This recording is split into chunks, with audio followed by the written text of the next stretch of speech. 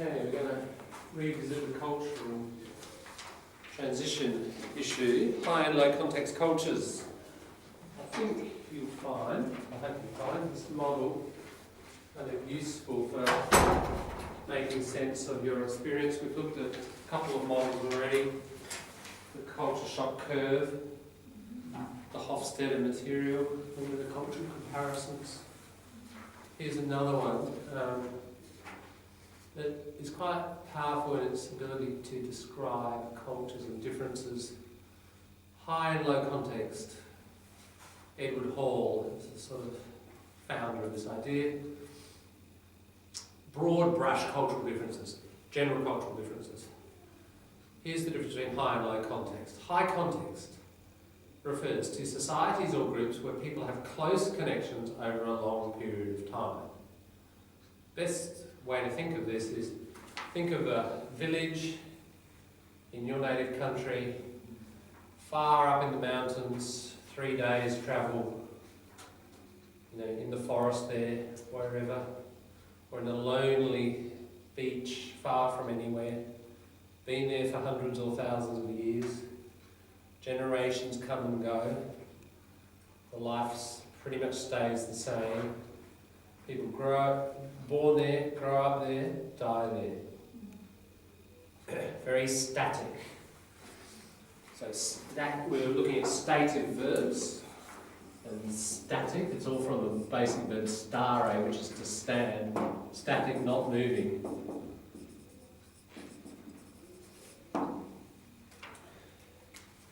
So if you think of those societies, they have close connections over a long period of time. Many aspects of cultural behaviour are not made explicit because most members know what to do and what to think from years of interaction with each other.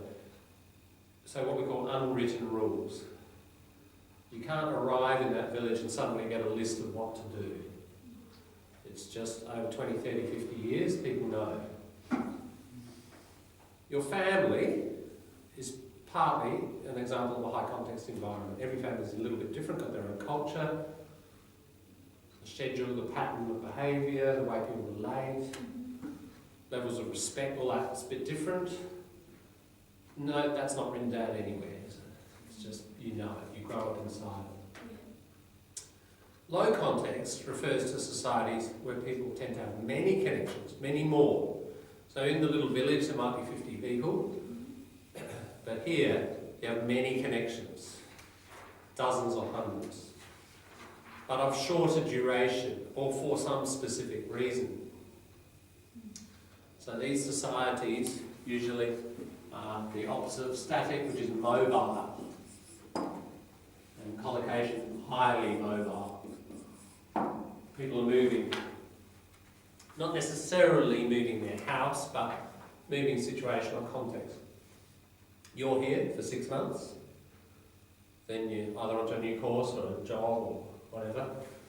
There's this mobility.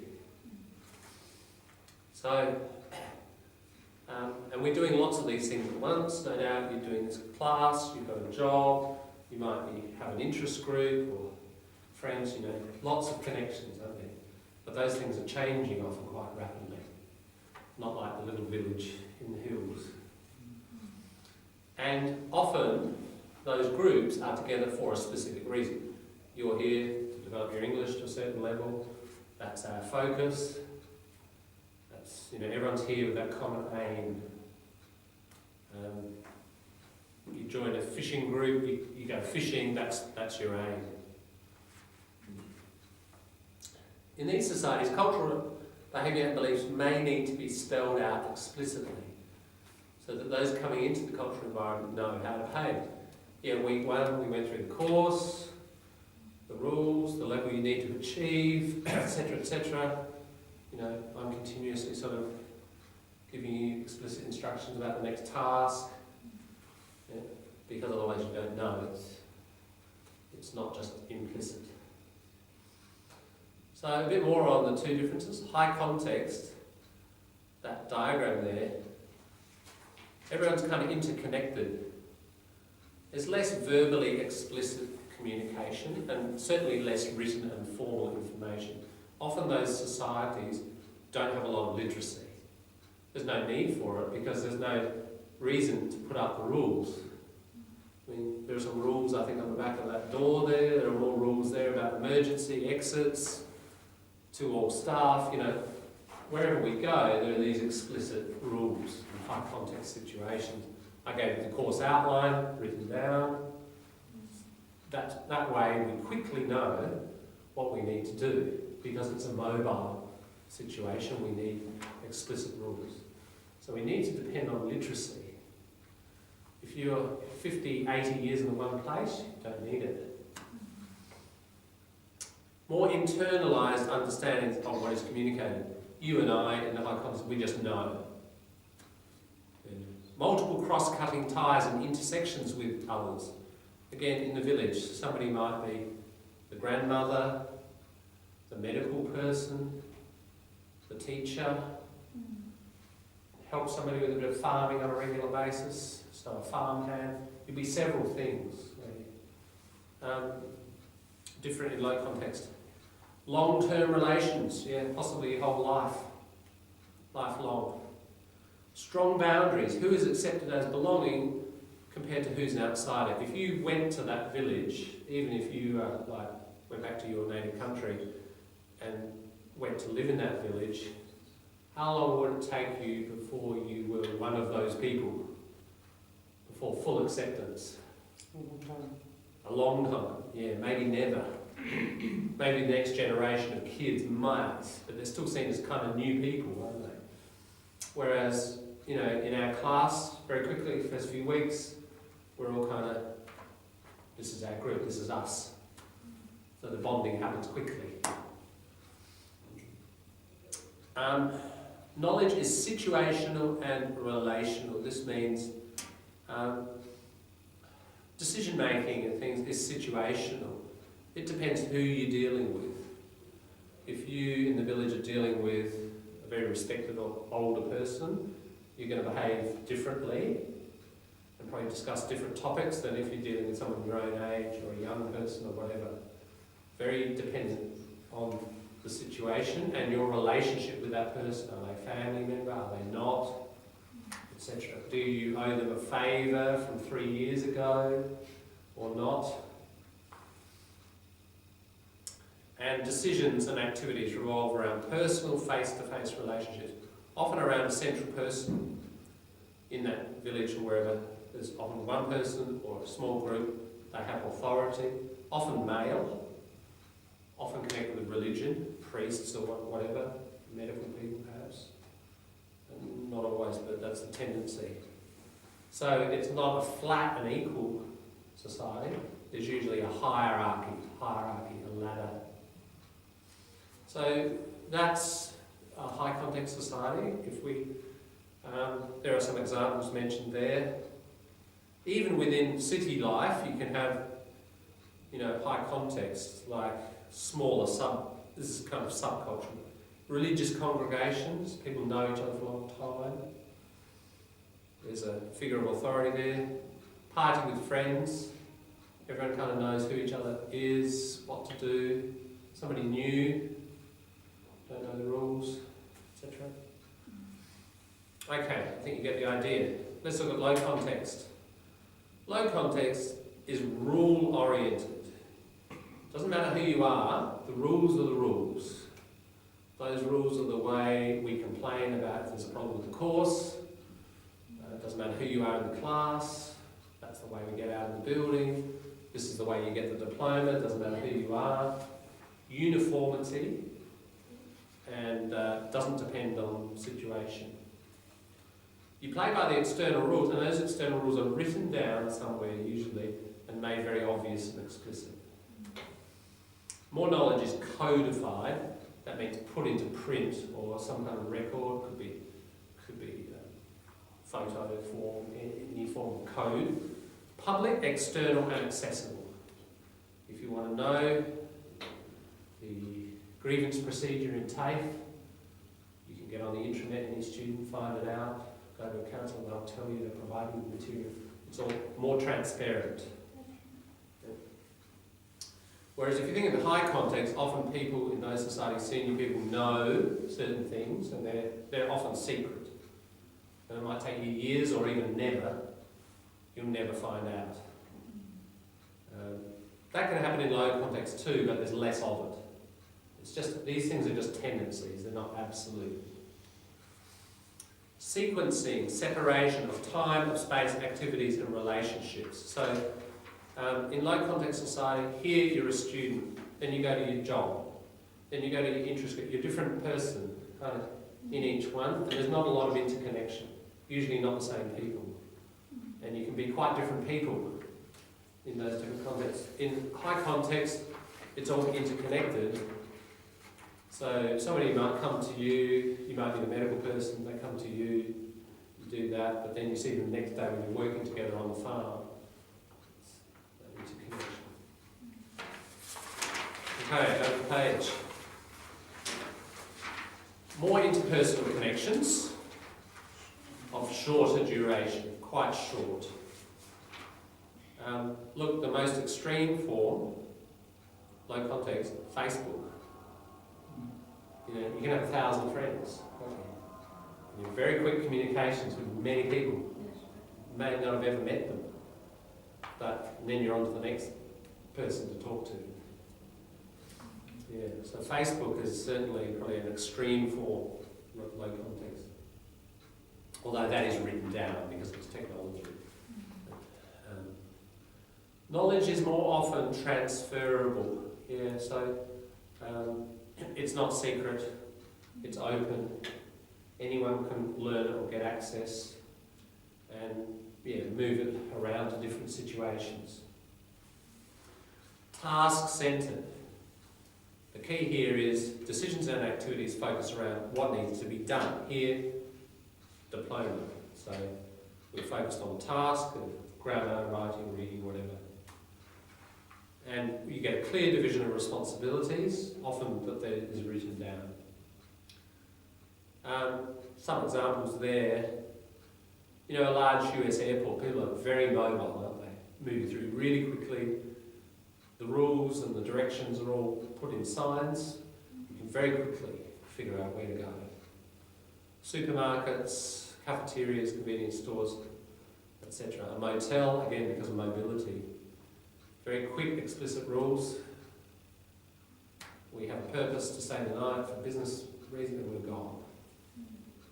John, like in my country, election period, like the politician, it just reminds me because they always go place to place and they gather with the people and they just give the idea. Is it low? Right. Is it low context? You mean they're there briefly and then they're gone? Yeah, they just go to one village and they talk to everyone and then they just make a communication and open up and then go to another place. I'd say that's the low context because it's very mobile. Yeah.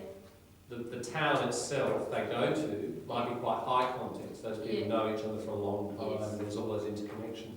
These people are moving through, aren't they? Yeah. So you can get these mixes. I think, this is overall an oversimplification and overgeneralisation. We can't say all societies are either high or low. They're usually these complex mixes, but it's different proportions. I think that's the key. So that, even Australia, would Australia, do you think, be a high or a low context society generally? Generally low, isn't it? But the Aboriginal people is higher. Well, that's a very good point. Aboriginal people, traditional culture, very, very high. Very high. Probably one of the highest contexts of all.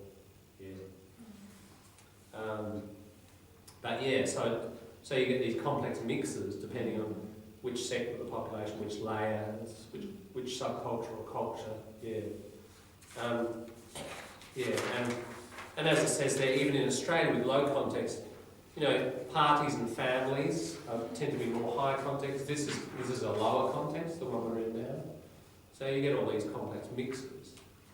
But it kind of overall, we can say the average point, we did this very complex calculation somehow, the average point in Australia would be different from the average point in Sri Lanka, so in terms of this continuum, this spectrum.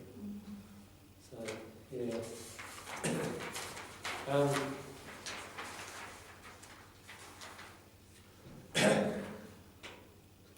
think ways that high and low context differ, I think some of this is repeating, but dense intersecting, cross-connecting networks and long-term relationships, strong boundaries, just that's all repeat, but at this point the relationship is more important than the task for a high context society.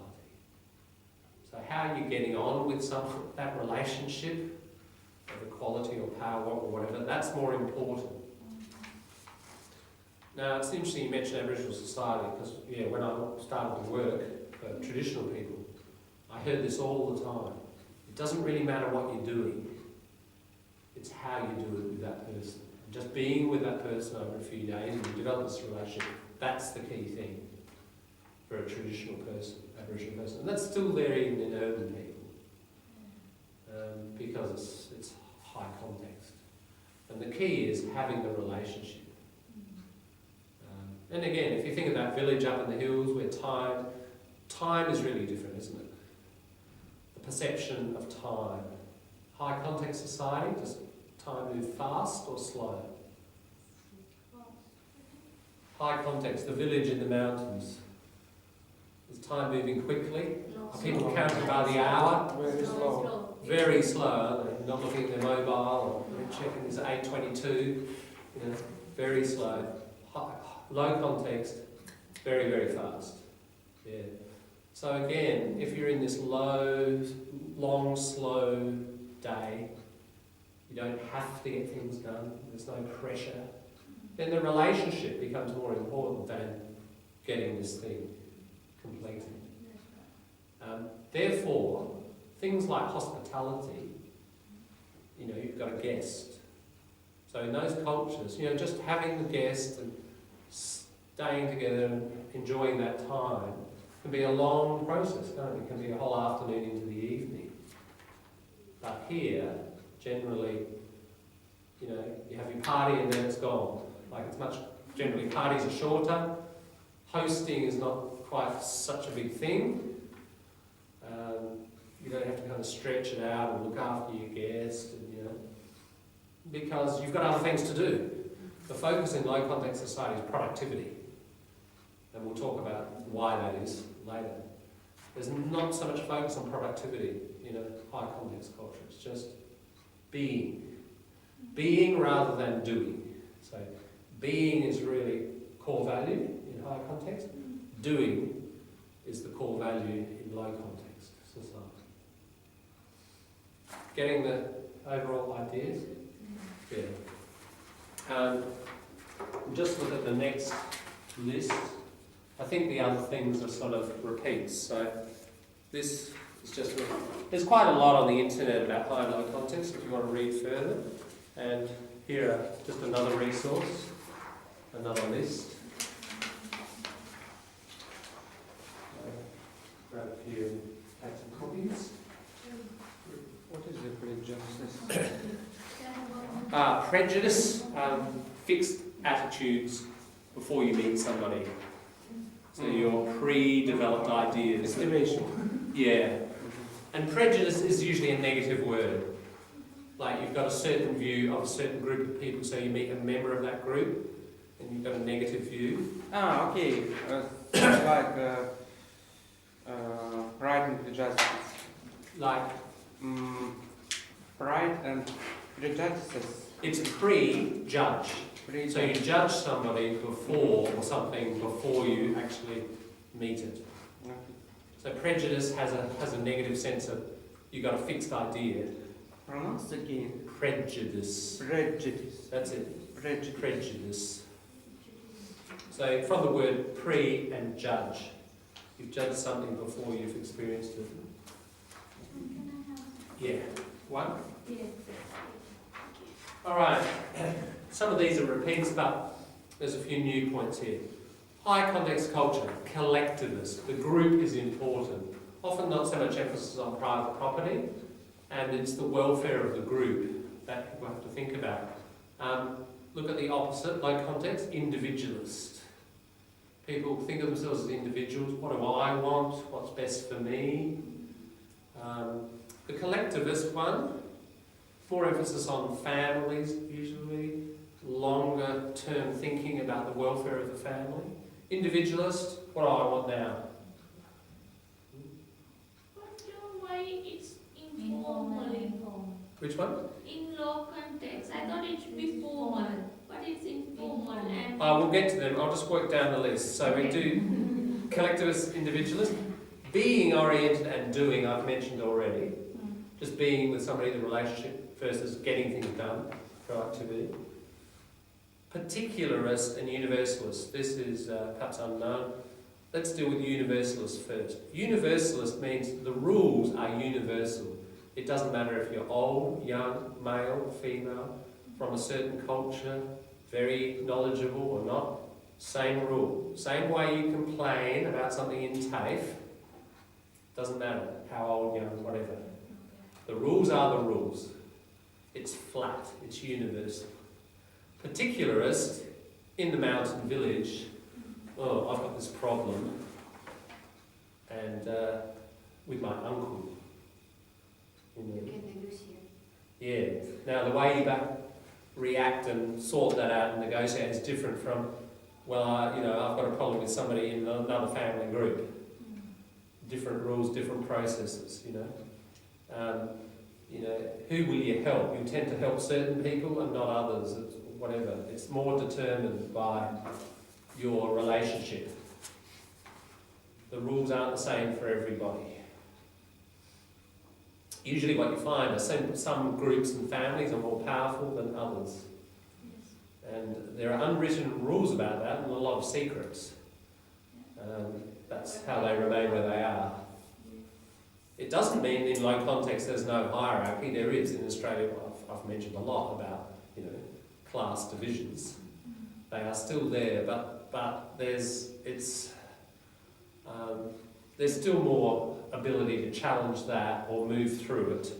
There's more mobility, and overall less secrets and favours and deals, but it's still there, but less of it. Hierarchical, you've got your ladder of power. A hierarchy means a vertical society, very powerful down to very weak. Egalitarian, that's related to the word equal. Egal in Latin, equal. So egalitarian means we value equality, which is linked with universalism, isn't it? Same rule for everybody. Long-term view. Time is treated differently, and we think, in high context, you think in terms of generations often, and ancestors, and your ancestors did things a certain way, and you feel you have to honour that or preserve it through your generation and on to the future. Often very long-term views like this. Short-term view, when's payday? When's payday? Thursday, I'm going shopping, and short-term, just generally speaking, people in low context think less in the long term, more like in the immediate now. Consuming now, I want this now, I'll put it on credit in the future, I don't think about the long term, just using a credit card now. Ascribed status versus achieved status. Let's deal with achieved status. Low context society, you climb the ladder if you do something well. So you get your PhD, or you establish a business, or through your reputation you get high in your profession. You've done it. It's productivity. Ascribed status, you're born into that high context society, you're the son of the priest, likelihood is you'll be the next priest, or the medical person, or teacher, or whatever, often handed down, or even within families, you're the auntie. So just because you're the auntie, you put up quite high, everyone respects you. You may not have done anything, you may not have got yourself educated or produced a lot or done much, but just simply because of your age, people look up to you. Age is much more important in high context society. So ascribe means from the word writing, scribe, like what you are, just your being. It's like Jews. So Jews have this tradition, especially in Old Testament, when introducing a person, you are Jacob, son of Exactly. someone, Yeah. grandson of some other guy. That's right. Yeah. Family line Family is line. very, very important in the high context. Whereas in low context, it doesn't matter what family background you come from. I think somebody mentioned the other day, Malcolm Turnbull came from relatively simple beginnings, but he made whatever he's worth. I quoted the wrong figure the other day, 134 million. I hear 186 million dollars. So he's made himself 186 million dollars, and become prime minister. So there's that mobility through the class, and he achieves. I mean, he is through his achievement. That's how he gets his status. Oral agreements. So high context, somebody promises something. The promise usually, verbal promise, carries much more weight than in a low context society. If somebody promises these days in Australia, no one really, you might believe it, but it's certainly not legal, and it's not binding, as we say. But very important in high context cultures. Somebody's word is very deeply connected with their reputation. They break that, it's a big problem for them usually. It's as important as, say, in low context, breaking a written contract can get you in all sorts of trouble in low context society. Formal, high context cultures, much more formal. Usually related to the hierarchy. Because somebody's older, you show them more formal respect. Usually the languages of high context cultures usually have little suffixes or prefixes or other words that you use when you speak to people who are older. Or the form of you, when you use the word you, it's got different forms depending on your relationship. It may not be you, it might be other pronouns. Is this true of some of your native languages? Yeah. Authority? It could be authority, it could be family level, it could be age. Show respect. Yeah, for showing respect. Whereas if you think of English, yeah, that's right. I mean, we have these terms, but they're becoming less and less important or common. And, English doesn't have different forms of you or different pronouns for levels of respect, because it's much flatter overall as a language because of its low context society. Low context, informal. Yeah. Now, Australia is known as fairly informal, and I would argue it's about how we began. The fact we began in 1788, late in the 18th century, when capitalism was already developed. We were already a capitalist society when people arrived here, not Aboriginal people. We'll go more into that later, but because of that, we start with a certain level of informality. It's a flatter society. Even though some people are in chains and there's a military police looking after them, culturally it's a flatter society. It's more of a low context right from its beginning. And it's got lower since then, of course. Which way is the world moving? Is it moving from low to high or high to low? It's moving from high to low. Is there anybody's culture that is not moving in that direction? I think we're still in the high. Moving to low, but still majorities. Majority is still high. Yeah. Because even in our workplace, we can't call our superior with name. Yeah. Like first names. Yeah, that's a good indication of high or low. We have to address with their position or like doctor or something like that. Yeah. But in here it's not. That's a good particular example. Yeah, because lots of people say to me, I find it difficult to call you John, just like we all call each other. Because it was very hard for me at the beginning. Because we never ever called the teacher with name. No, we can't even sit while our teacher is standing. Right. It's still not. You can't sit. You can't sit Yeah. when you stand. is that right? Yeah. Even in a normal situation, Yeah, if there right. is a chair, we Yeah. always give it to the teacher, not us, and we Ah. can't sit the teacher's chair. Right. I never ever sit Yeah, my teacher's chair. you know- We can't use it. We just stand. Right. We don't use it. It's like the throne. The king's throne. Yeah. If they are not doing that, then we will punish. Yeah, it's right. a big problem. Yeah. So, yeah, the classroom is much more